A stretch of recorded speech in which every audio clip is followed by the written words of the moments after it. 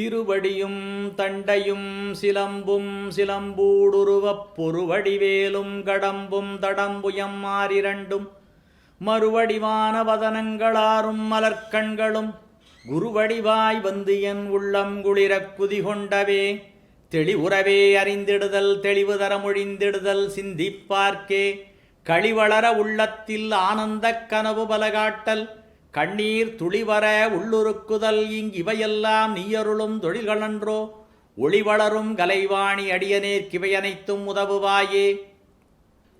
பெருமைமிகு திருவரங்கம் ராசவேலர் செண்பகத் தமிழரங்கில் தொடர்ந்து நடைபெற்று வரும் வாராந்திர பொழிவில் இன்று மேகநாதத்தினுடைய இரண்டாவது பொழிவாக ஒரு சில கருத்துக்களை உங்களுடன் பகிர்ந்து கொள்ள விரும்புகின்றேன். கல்விக்கடல் கம்பராமன் எஸ்கே ராமராஜன் ஐயா அவர்கள் எழுதிய மிகச்சிறந்த சிற்றிலக்கியம் மேகநாதம் என்பது. இராவணனுடைய மகனாகிய இந்திரசித்தின் பெருமையை மிகச் சிறப்பாக சொல்லுவது. இராமாயணத்திலே இராவணன் பக்கலிலே மிகப்பெரிய வீரர்கள் என்றால் அது மூவரைத்தான் குறிக்கும். அந்த 3 வீரர்களிலே ஒருவன் இராவணன், மற்றொருவன் கும்பகர்ணன், மூன்றாவது யாரை சொல்லுவோம் என்றால் அது இராவணன் மகனாகிய இந்திரசித்தனைத்தான் குறிக்கும். ஏனென்றால் இந்த கம்பரே தம்முடைய காப்பியத்திலே காட்டுகிறார், இந்த போர்க்களத்திலே முதல் நாள் போரிலே வந்த ராவணனை கூட முதல் நாள் போரிலேயே ராமர் வென்று விட்டார், இன்று போய் நாளை வா என்று சொல்லும்படியாக செய்து விட்டார். ஆனால் கும்பகர்ணனுடன் போரிடும் பொழுதும் இந்திரசித்தனுடன் போரிடும் பொழுதும் இராமலக்குவர்கள் சிறிது சிரமப்பட்டார்கள் என்பதை கம்பர் தம்முடைய காப்பியத்திலே காட்டுகிறார். இந்திரசித்தன் முதல் நாள் போருக்கு வரும்பொழுது அப்பொழுது இந்த இலக்குவன் வீடனனிடம் கேட்கின்றான், இந்த வருகின்றவன் யார் என்று கேட்கும் பொழுது வீடனன் சொல்லுகின்றான், இவன் இந்திரசித்தன் என்பவன் இராவணனுடைய மைந்தன், இவனுடன் மிகச் சிறப்பாக போரிட வேண்டிய சூழ்நிலை நமக்கு ஏற்படும், மிகப்பெரிய வலிமை உடையவன் என்று குறிப்பாக சொல்லுகின்றான்.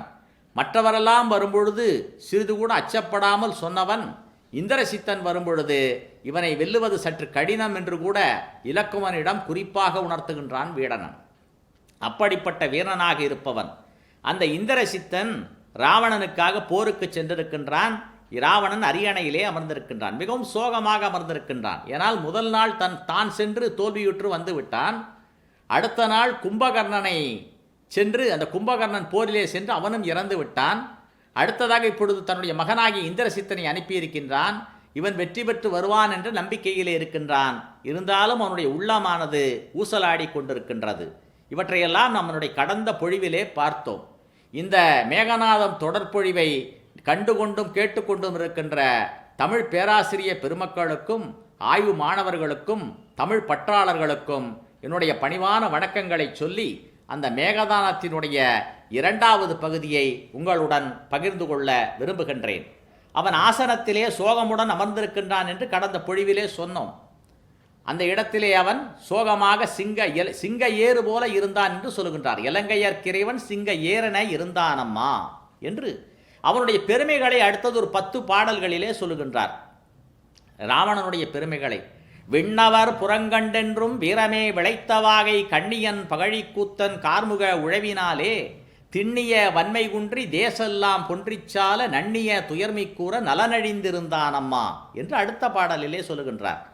அந்த போர்க்களத்திலே சென்று தோல்வியுற்றதன் காரணமாக எப்பொழுதும் வெற்றியே பெற்றுக்கொண்டு வந்திருந்த ராவணன் இந்த முதன்முறையாக தோல்வியுற்றதன் காரணமாக தேவர்களையெல்லாம் வென்றவன், தேவர்களையெல்லாம் புறம் கண்டவன், அப்படிப்பட்ட அந்த ராவணன் தோல்வியுற்றதன் காரணமாக தன்னுடைய வலிமையெல்லாம் குன்றி தன்னுடைய அழகெல்லாம் குறைந்து போக துயரத்தினுடைய வடிவமாக ஆசனத்திலே அமர்ந்திருந்தான் என்பதை அடுத்த பாடலிலே பதிவு செய்கின்றார் நம்முடைய கல்விக்கடல் அவர்கள். விண்ணவர் புறங்கண்டென்றும் வீரமே விளைத்தவாகை கண்ணியன் பகழிக்கூத்தன் கார்முக உழவினாலே. இராமன் வில்லேர் உழவன், அதனால் ராமன் செய்த வில்லேர் உழவின் காரணமாக இராவணனுடைய அந்த வன்மையெல்லாம் குன்றிவிட்டது. திண்ணிய வன்மை குன்றி தேசெல்லாம், தேசு என்றால் ஒளி, முகத்திலே இருக்கின்ற ஒளி, தேசெல்லாம் பொன்றிச்சால நன்னிய துயர் மீக்கூற நலனழிந்திருந்தான் அம்மா. அவனுடைய உள்ளத்திலே துயரமானது அளவிற்கு அதிகமாக பெருகியதன் காரணமாக மிக துயரமாக ஆசனத்திலே அமர்ந்திருந்தான் என்று சொல்லுகின்றார். மேலும் பல கற்பனைகளை சொல்லிக்கொண்டே போகின்றார்.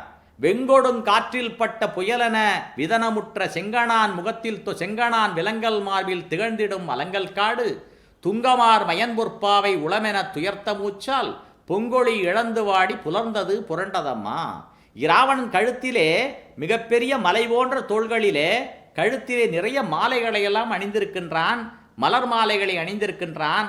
ஆனால் தன்னுடைய தோல்வியை நினைத்து, தனக்கு ஏற்பட்ட நிலையை நினைத்து பெருமூச்சு விட்டானாம்.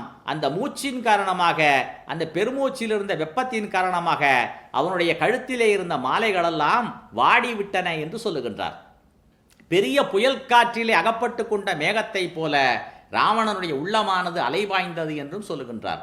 வெங்கொடுங்காற்றில் பட்ட புயலென விதனமுற்ற செங்கணான் விலங்கல் மார்பில் திகழ்ந்திடும் அலங்கல் காடு, மாலைகளாகிய காடு என்று சொல்கின்றார். துங்கமார் மயன் பொற்பாவை, இந்த போர் துவங்கியவுடனேயே இராவணன் மனைவியாகிய மண்டோதரிக்கு நிம்மதி போயிற்று. அவள் என்னாகுமோ என்னாகுமோ என்று அச்சப்பட்டு கொண்டிருக்கின்ற காரணத்தினாலே அவளுடைய உள்ளம் எவ்வாறு வெதும்பி இருக்கிறதோ அதை போல ராவணனுடைய உள்ளமும் வெதும்பியது. துங்கமார் மயன் பொற்பாவை, மயனுடைய மகளாகிய மண்டோதரி, தெய்வத்தச்சனாகிய மயனுடைய மகள் மண்டோதரி, அவள்தான் இராவணனுடைய மனைவி. அவளுடைய உள்ளத்தை போல இராவணனுடைய உள்ளமும் வருத்தப்பட்டது என்று சொல்லுகின்றார். துங்கமார் மயன் பொற்பாவை உளமென துயர்த்த மூச்சால் பொங்கொழி இழந்து வாடி புலர்ந்தது புரண்டதம்மா. அவனுடைய கழுத்தில் இருக்கின்ற மாலைகளெல்லாம் அந்த வாடல் நிலையை அடைந்து சருகுகளைப் போல் காய்ந்து புரண்டு கொண்டிருந்தன என்று சொல்லுகின்றார். அடுத்ததாக இராவணனுடைய கண்களை வர்ணிக்கின்றார். ஏனென்றால் ராவணனுக்கு 10 தலைகள் 20 கண்கள். அந்த கண்களெல்லாம் எப்படி இருக்கின்றன? கலங்கி இருக்கின்றனவாம். கருங்களிரு உழக்க விம்மும் கயமெனக் கலங்கி மாழ்கும் நெருங்குபூன் அகலத்தாண்டன் நிறைவெடி கமலமெல்லாம் அருங்குணத்து அமலன் ஏவும் அம்புபட்டு ஆவிபட்டோர் ஒருங்குபட்டு அழிகளத்து செம்மை பெற்றொழிந்ததம்மா. அவனுடைய கண்களெல்லாம் சோகத்தின் காரணமாக அழுகை ஏற்பட்டு சிவந்து போய், எப்படி போர்க்களத்திலே ராமனுடைய அம்புகள் பட்டு வீரர்களெல்லாம், பகை வீரர்களெல்லாம் தங்களுடைய குருதியை நிலத்திலே பாய்ச்சி இறந்திருக்கிறார்களோ அந்த குருதியைப் போல ராவனுடைய கண்கள் கலங்கி காணப்பட்டன என்று சொல்லுகின்றார். அதற்கு ஒரு ஊமை சொல்லுகின்றார். பெரிய ஒரு குளத்திலே யானையானது உள்ளே வேகமாக குதித்து சுழன்றதென்றால், அந்த குளத்தை கலக்கியதென்றால் எப்படி அந்த குளமானது மிகவும் வேதனைப்படுமோ அதை போல கலங்கி நிற்குமோ அதை போல ராவணனுடைய கண்களெல்லாம் கலங்கி நின்றன என்று சொல்லுகின்றார். கருங்களிரு உழக்க விம்மும் கயமென, கயம் என்றால் குளம், கருங்களிரு உழக்க விம்மும் கயமென கலங்கி மாழ்கும் நெருங்குபூன் அகலத்தான், அகலம் என்றால் மார்பு என்று ஒரு பொருள் உண்டு.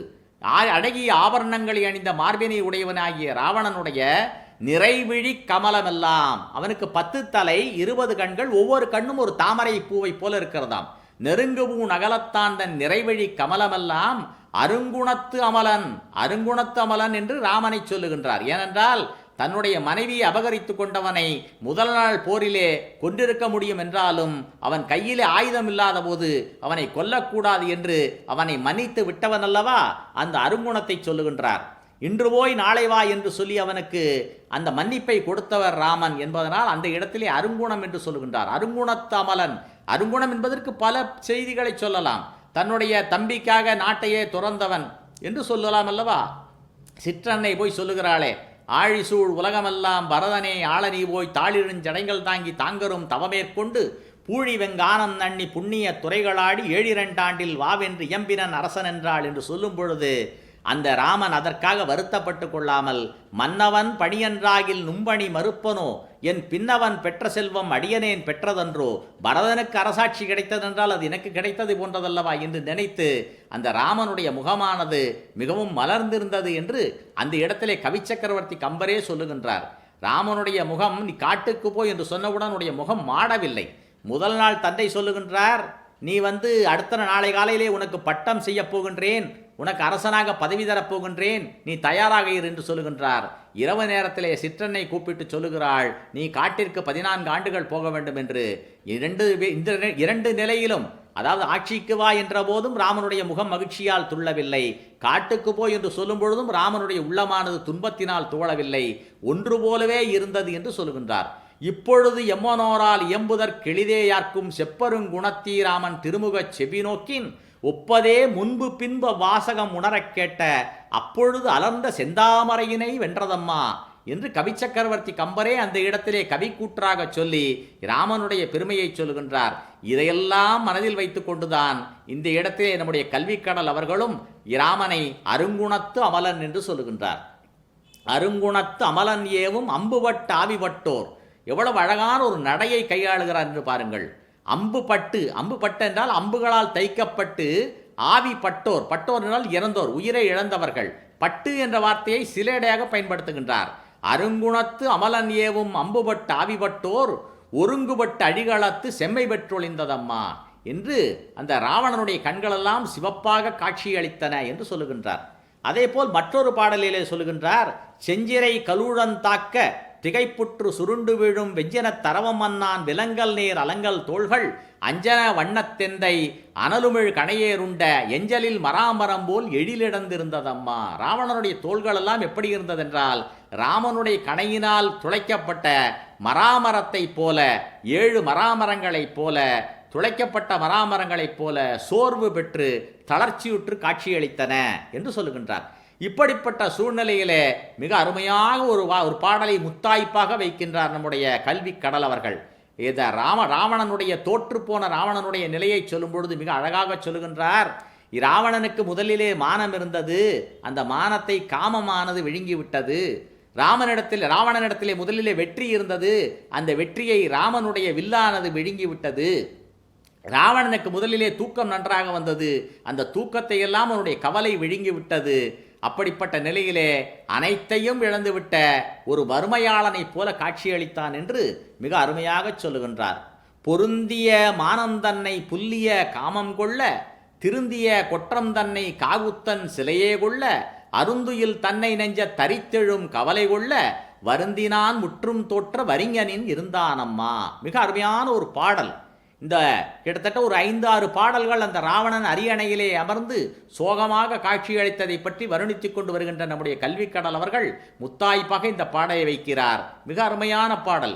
சாதாரணமான ஒரு எளிமையான காமமானது மிகப்பெரிய வீரமாகிய மானமாகிய அந்த மானத்தை அந்த ராவணனிடமிருந்து விழுங்கிவிட்டது. ஏனென்றால் மானம் என்பது எல்லோருக்கும் மிக முக்கியமான ஒரு பொருள். திருவள்ளுவர் கூட தம்முடைய நூலிலே மானம் என்று ஒரு அதிகாரத்தை வைத்திருக்கின்றார். மானம் என்பது மிகவும் முக்கியமான ஒரு பொருள், அனைவருக்கும் முக்கியமான ஒரு பொருள் என்று. கும்பகர்ணன் கூட எழுந்தவுடன் சொல்லுகின்றான். ராவணனுக்கு அறிவுரை சொல்லும் பொழுது அவன் பேசுவது மானமிடை பேணுவது காமம் கூசுவது மானுடரை நன்று நமது கொற்றம் என்று சொல்லுகின்றான். அந்த இடத்திலே மானம் என்ற சொல்லை பயன்படுத்துகின்றான். அப்படி இந்த ராவணனுடைய மானத்தை அவனுடைய காமமானது விழுங்கி விட்டதாம். பொருந்திய மானம் தன்னை புல்லிய காமம் கொள்ள அது விழுங்கி விட்டதாம். ராவணனிடத்திலே வெற்றி எப்பொழுதும் இருந்தது. திருந்திய கொற்றம் தன்னை காவுத்தன் சிலையே கொள்ள, இப்பொழுது போரிலே ராமனுடைய வில்லானது அதை விழுங்கி விட்டதாம். ராவணனுடைய தூக்கத்தை அவனுடைய கவலை விழுங்கி விட்டதாம். அருந்துயில் தன்னை அரித்தெழும் கவலை கொள்ள வருந்தினான் முற்றும் தோற்ற வரிஞனின் இருந்தானம்மா. ஒரு வறுமையாளனை போல காட்சியளித்தான் என்று மிக அருமையான ஒரு பாடல். இந்த பாடலை முத்தாய்ப்பாக சொல்லிவிட்டு அடுத்தது இந்திரசித்தினுடைய வருகையை கல்விக்கடல் அவர்கள் இந்த இடத்திலே காட்டுகிறார். இந்திரசித்தன் வருகின்றான். ஆனால் கொஞ்சம் தளர்ச்சியுற்று சோர்வாக வருகிறான். 2-3 முறை போரிட்டு இறுதியாக போர்க்களத்திலே நாம் இனிமேல் வெல்ல மாட்டோம், ஏனென்றால் முதலிலே நம்மிடத்திலே அறமில்லை, அவர்களிடத்திலே அறம் இருக்கிறது என்பதை தெரிந்து கொண்ட இந்திரசித்து எப்படியும் தோற்று போய் விடுவோம் என்ற நிலையிலே மிகவும் சோகமாக தளர்ச்சியுற்று உள்ளே வருகின்றான். வந்தவுடனே ராவணன் அவனை கட்டி தழுவி என்ன நேர்ந்தது, ஏன் உனக்கு இந்த தளர்ச்சி ஏற்பட்டது என்று கேட்கின்றான். மிக அருமையாக அந்த பாடலை மிக எளிமையாக வைக்கின்றார். தமிழினுடைய எளிமையான வார்த்தைகளை எல்லாம் சேர்த்து ஐயா அவர்கள் மிக அழகாக அந்த செய்யுளை படைத்திருக்கிறார். வந்தவன் தன்னை கையால் மார்புற அணைத்து சால நைந்தனை இறங்குகின்றாய் நலமெலாம் அடிந்தாய் வீரம் சிந்தினை தேம்புகின்றாய் சிறுவலி மனிசரதம்மால் நொந்தனை போலும் அங்கு நிகழ்ந்தது நுவல்தி என்றான். எவ்வளவு எளிமையான பாடல். இந்த பாடலுக்கு உரையே தேவையில்லை.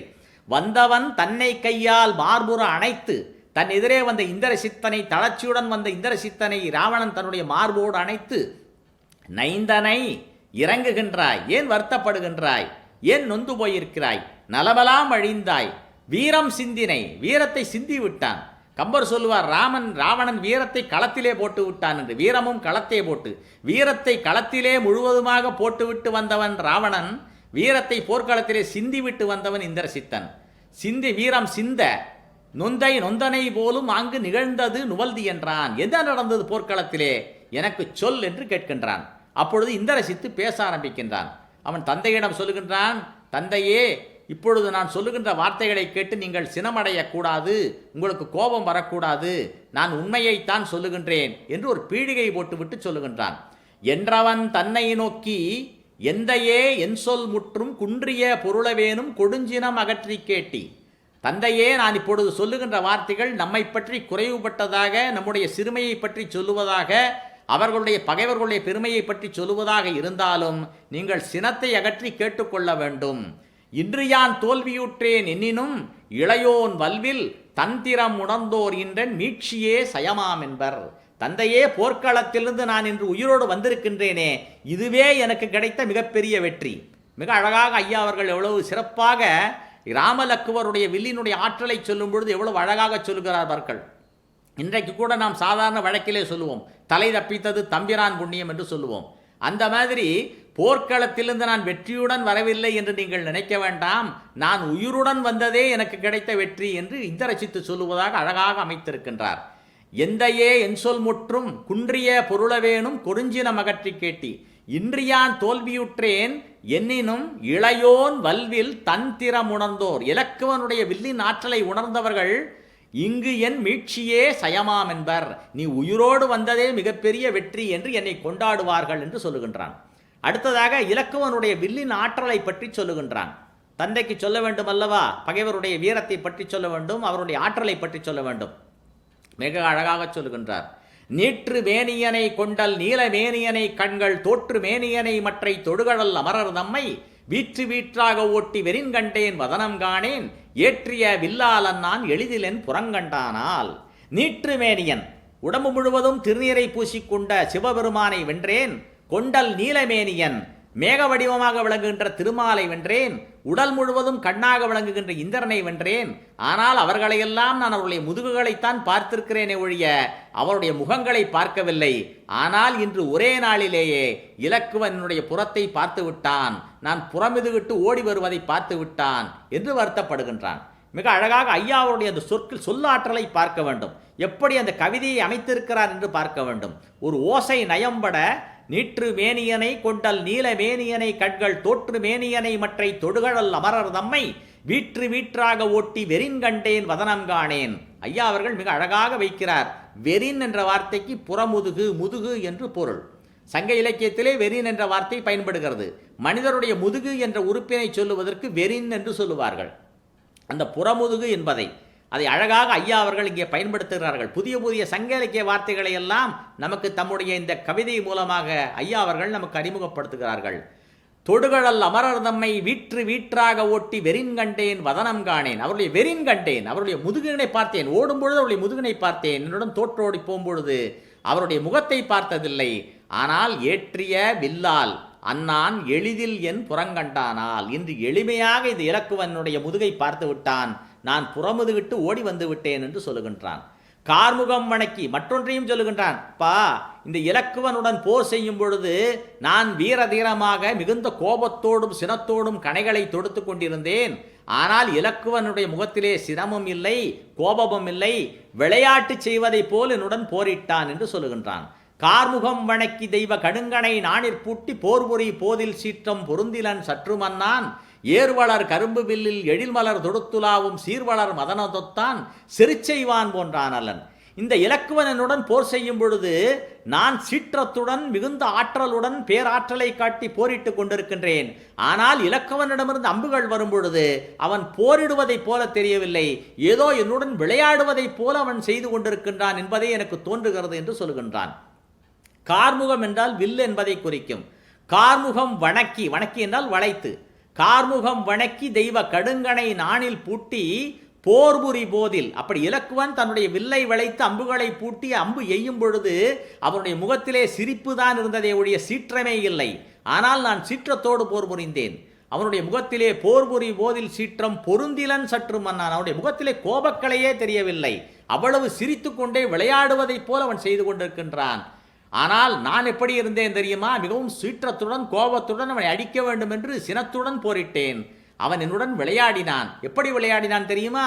இந்த மன்மதனானவன் தன்னுடைய கையிலே இருக்கின்ற கரும்பு வில்லை வைத்துக்கொண்டு மலரம்புகளை பூட்டி சிரிப்பை வைத்துக்கொண்டு முகத்திலே எல்லா இளைஞர்களுடைய உள்ளத்திலும் இளைய பருவத்துடைய உள்ளத்திலும் தன்னுடைய அம்புகளை எய்து காமத்தை உண்டு பண்ணுவானே, அவன் எப்படி விளையாடி கொண்டே சிரித்து கொண்டே மகிழ்ச்சி கொண்டே அம்புகளை எய்துவானோ அதை போல இந்த இலக்குவன் என்னுடன் விளையாடினான் என்று சொல்லுகின்றான். கார்முகம் வணக்கி தெய்வ கடுங்கனை நாணிற்பூட்டி போர்புரி போதில் சீற்றம் பொருந்திலன் சற்றுமன்னான் ஏர்வளர் கரும்பு வில்லில் எழில்மலர் தொடுத்துலாவும் சீர்வளர் மதனனொத்தான் சிறுச்செய்வான் போன்றான் அல்லன். அவன் சண்டை போடுவதாக தெரியவில்லை, என்னுடன் ஏதோ வில் விளையாட்டு விளையாடுவதைப் போல விளையாடினான் அப்பா என்று சொல்லுகின்றான். மற்றொன்றும் சொல்லுகின்றான், இதுவரை நம்மிடமே இருந்த வெற்றி திருமகள் இப்பொழுது அவனிடம் போய்விட்டார், அவர்களிடம் போய்விட்டார்கள். இலக்குவனையும் ராமனையும் வீரர் என்று சொல்லும் பொழுது நம்மையும் அவர்களுக்கு சமமாக வீரர்கள் என்று சொன்னால் அது எப்படி இருக்கும் தெரியுமா? சிங்கத்துக்கு சமமாக வானரத்தை மிகப்பெரிய விலங்கு என்று வலிமையுள்ள விலங்கு என்று சொல்லுவதைப் போல இருக்கும் என்று இந்திரசித்தன் ராவணனிடம் தன்னை பற்றி குறைப்பட்டு கொள்ளுகின்றான். பொற்புசால் விஷயமங்கை புலகமேன் மேலுமெய்தி அற்பினோடு அணையும் வீர தவறோடு நம்மையெல்லாம் விற்பெரு வீரரன்னல் வெவ்வழல் சீயந்தன்னோடு அற்ப வானரத்தையும் சேர்த்து அரியணப் பகர்தல் போலாம். இராமலக்குவர்களுக்கு சமமான வீரர்கள் என்று நம்மை சொன்னால் அது எப்படி இருக்கும் என்றால் சிங்கத்திற்கு சமமாக வலிமையுடையது குரங்கு என்று சொல்லுவதைப் போல இருக்கும். அந்த அளவிற்கு அவர்களுடைய வீரமுடையவர்களாக விளங்குகிறார்கள் என்று ராவணனுக்கு சொல்லுகின்றான் இந்த இடத்திலே இந்திரசித்தன். நாம் இனி அவருடன் போரிடுவதில் பயனில்லை என்று சொல்லும் பொழுது ராவணனுக்கு அந்த நேரத்தில் சினமே வருகிறதை ஒழிய தன்னுடைய மைந்தன் சொன்னதில் இருக்கின்ற உண்மை தெரியவில்லை. இவ்வளவு பேராற்றல் உடையவன், நமக்காக போரிட்டவன், பலமுறை போரிட்டவன், அப்படிப்பட்ட இந்திரசித்தன் இப்பொழுது வந்து சொல்லுகின்றானே நாம் தளர்ச்சியுற்றிருக்கின்றோம், நமக்கு தோல்விதான் வரும், அறம் நம் பக்கத்திலே இல்லை, மிகப்பெரிய வலிமை வாய்ந்த வீரர்களாக அவர்கள் விளங்குகிறார்கள் என்று சொல்லும் பொழுது அதை ஏற்கின்ற உள்ளமானது ராவணனிடம் இல்லை என்பதனால் ராவணன் கைகொட்டி சிரிக்கின்றான். நிறைத்தவும் அகலத்தாண்டன் நெடுமொழி கெட்டலோடும், நீண்ட நேரம் பேசியிருக்கிறான் அந்த இந்திரசித்து. நிறைத்தவும் அகலத்தாண்டன் நெடுமொழி கெட்டலோடும் வரைத்தடம் தோள்களோடு வானமும் குலுங்கனக்கு, தோள்களும் குலுங்கியது. அவன் சிரித்தானாம், அவன் சிரித்த சிரிப்பிலே தோள்கள் குலுங்கின, வான உலகமானது குலுங்கியதாம். வரைத்தொடும் தோள்களும் வானமும் குலுங்கனக்கு என்ன செய்கின்றான்? அவன் தன்னுடைய தலைமுடியை துளக்கி கரத்தோடு கரத்தை தாக்கி, ஒரு கரத்தோடு இரண்டு கரத்தை சேர்த்து கையை சேர்த்து வைத்துக்கொண்டு ஓசை எழுப்பி கரத்தோடு கரத்தை தாக்கி அவன் கவின்முடி துளக்கி தேனுண்டு இறைத்து வண்டு உறங்கும் தாரான் இணையன கடலலுற்றான். தன்னுடைய மைந்தனை பார்த்து சிரித்துக்கொண்டே கையை தட்டி சிரித்துக்கொண்டே, என்ன இப்படி நீ வந்து பேசுகின்றாய் என்று தன்னுடைய மைந்தனிடம் பேசத் தொடங்குகின்றான். என்ன சொல்லுகின்றான்? இந்திரசித்தே, நினைத்துப்பார், உன் முன்னால் நின்று போரிடுவதற்கு அஞ்சி சிவபெருமான் கைலை மலையிலே சென்று மறைந்து விட்டான், திருமால் பார்க்கடலிலே சென்று புகுந்து கொண்டான், தேவர்களெல்லாம் உன்னிடம் சண்டையிடுவதற்கஞ்சி போரிடுவதற்கஞ்சி வருத்தப்பட்டு கொண்டிருக்கிறார்கள். உனக்கு எப்படி இப்படி சோர்வு வந்தது? எப்படி இப்படி நீ சோர்வுபட்டவனாக காட்சியளிக்கிறாய்? போர்க்களத்திலே வெற்றி தோல்வி என்பது இயற்கைதானே, நீ எப்படி சோர்வுற்றாய் என்று கேட்கின்றான். மிக அழகான அந்த பாடல்.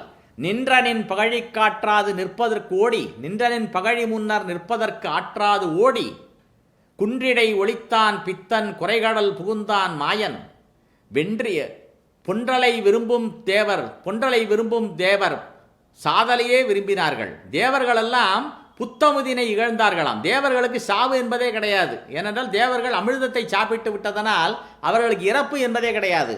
அதனால் தேவர்கள் என்ன நினைத்தார்களாம், நாம் அமுதம் சாப்பிடாமல் இருந்தால் கூட நாம் இறந்து போயிருக்கலாமே, ஒவ்வொரு முறையும் இந்த இந்திரசித்தனிடம் போரிடம் வரும்பொழுது தோல்வியுற்று போகிறோமே, இறந்து போயிருந்தால் கூட தேவலாமே என்று நினைத்து அந்த தேவர்களெல்லாம் என்ன செய்தார்களாம், இந்த மாதிரி வருத்தப்பட்டு கொண்டார்களாம். அமிர்தத்தை சாப்பிட்டது நம்முடைய தவறு, அமிர்தத்தை சாப்பிட்டதனால் நம்முடைய உயிர் போக முடியவில்லை, உயிர் போகாமல் இருக்கிறது, ஒவ்வொரு முறையும் இந்திரசித்தனுடன் போரிட்டு நாம் தோல்வியை கண்டுகொண்டே இருக்கிறோம், இப்படி தோல்வி அடைவதற்கு பதிலாக நாம் இறந்து போயிருக்கலாம் என்று வருத்தப்பட்டார்களாம்.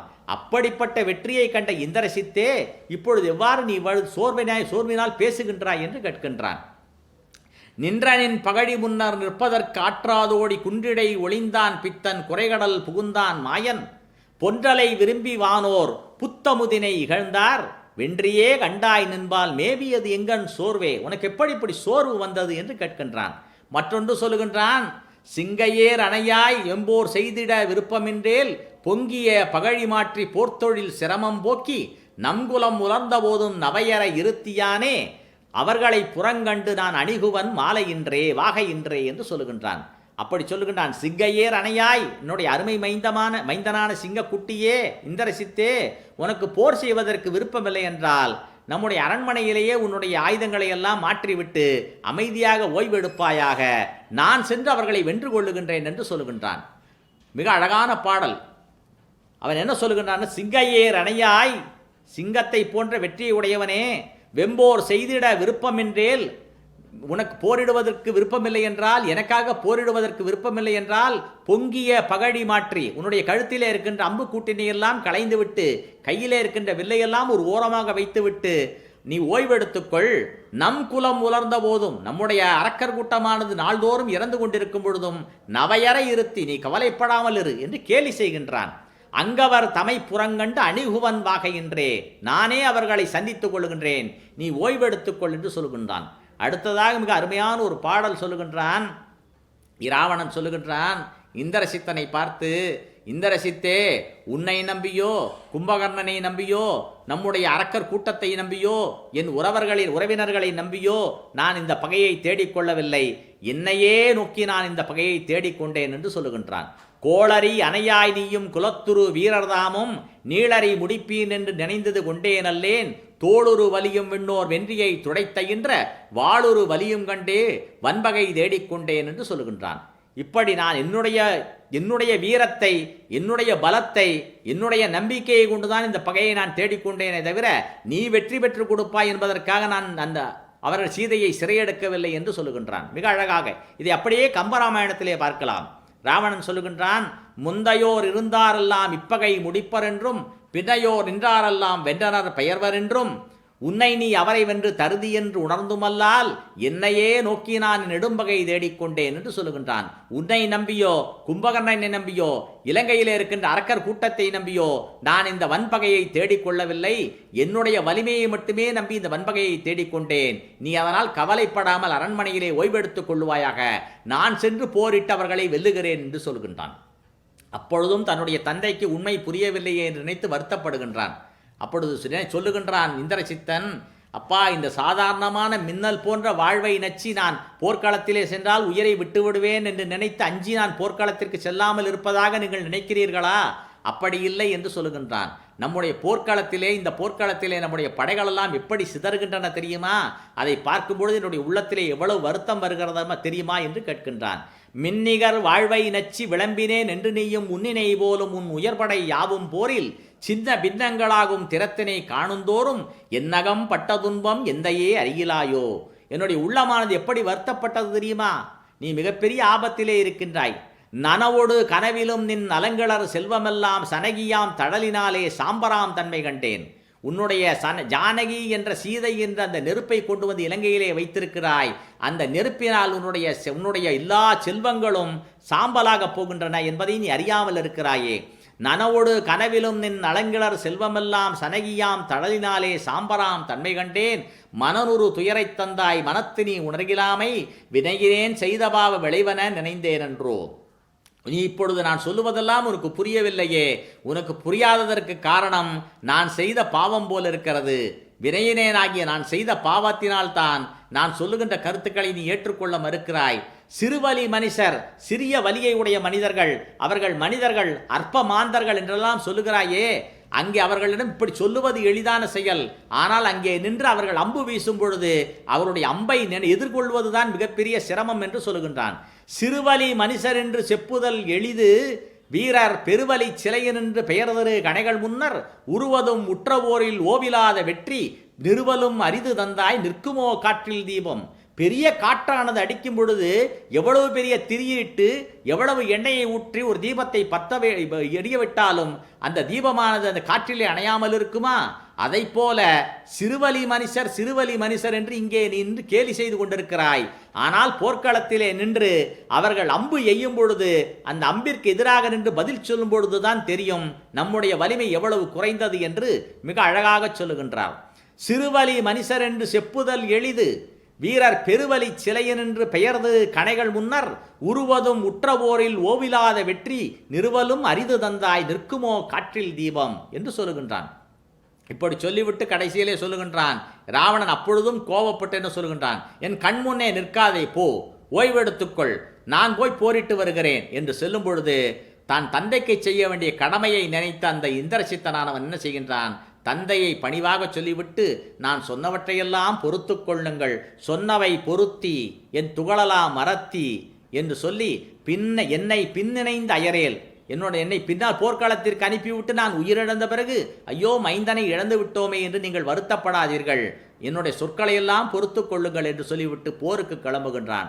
சொன்னவை பொருத்தி என் துகளலாம் மறத்தி என்னை பின்னிணைந்த அயரேல் ஊழிற் பெருவலி உளதொன்றுண்டோ, ஊழை காட்டிலும் பெரிய வலி உண்டோ, அந்த ஊழ்தான் இப்படி உங்களுடைய மனதை தடுமாற்றம் செய்து நான் சொல்லுகின்றவற்றையெல்லாம் கூட ஏற்றுக்கொள்ளாத நிலையிலே உங்களை வைத்திருக்கிறது என்று சொல்லி இந்திரசித்தன் புறப்படுகின்றான்.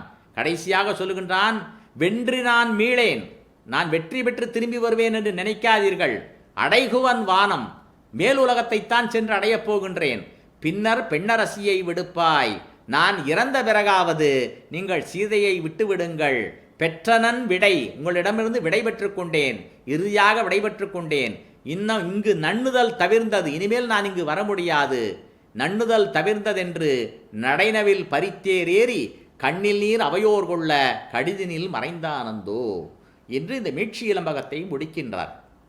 அந்த ராவணனிடந்து விடைபெற்று தந்தைக்காக எப்படியாவது செஞ்சோற்று கடன் கழிக்க வேண்டும் என்று சொல்லி தந்தைக்கு எவ்வளவோ சொல்லி பார்த்தும் கூட அந்த தந்தை இதை ஏற்காமல் நான் போர் செய்து கொள்கிறேன் என்று சொல்லும் பொழுது தான் இறந்த பிறகாவது தன்னுடைய தந்தை திருந்த வேண்டும் என்பதற்காக தன் உயிரை முதலிலே கொடுத்து விடுவோம் என்று சொல்லி அந்த இந்திரசித்தனானவன் மேகநாதனானவன் என்ன செய்கின்றான், நான் மீண்டும் போருக்கு செல்லுகின்றேன், நீங்கள் அரண்மனையிலே இருங்கள் என்று சொல்லிவிட்டு நான் வென்றினி மீளேன், நான் வென்று வருவேன் என்று நீங்கள் நினைக்காதீர்கள், வானகத்திற்கு சென்று விடுவேன், நான் இறந்த பிறகாவது இனிமேல் அவர்களை வெல்ல முடியாது என்று தெரிந்து சீதையை அவர்களிடம் ஒப்படைத்து உங்களுடைய உயிரை பிழைத்து கொள்ளுங்கள் என்று சொல்லிவிட்டு அந்த அவையிலே இருக்கின்றவர்களெல்லாம் கண்களிலிருந்து கண்ணீர் பெருகுகிறதாம். கண்கணீர் அவையோர் கொள்ள கடிதினில் விரைந்தானந்தோ என்று சொல்லி அந்த இந்திரசித்தானவன் அவையை விட்டு கிளம்புகின்றான். இத்தோடு மீட்சி இலம்பகமானது நிறைவு பெறுகிறது. அடுத்து வருகின்ற சுலோச்சனையார் இலம்பகத்திலே நேராக ராவணனிடமிருந்து விடைபெற்று சென்ற இந்திரசித்தானவன் தன்னுடைய மனைவி சுலோச்சனையை சந்தித்து இறுதியாக அவளிடம் பேசிய காட்சியை எல்லாம் அடுத்து வருகின்ற பொழிவிலே உங்களுக்கு சொல்லுவேன் என்று சொல்லி என்னுடைய உரையை நிறைவு செய்து கொள்ளுகின்றேன். நன்றி, வணக்கம்.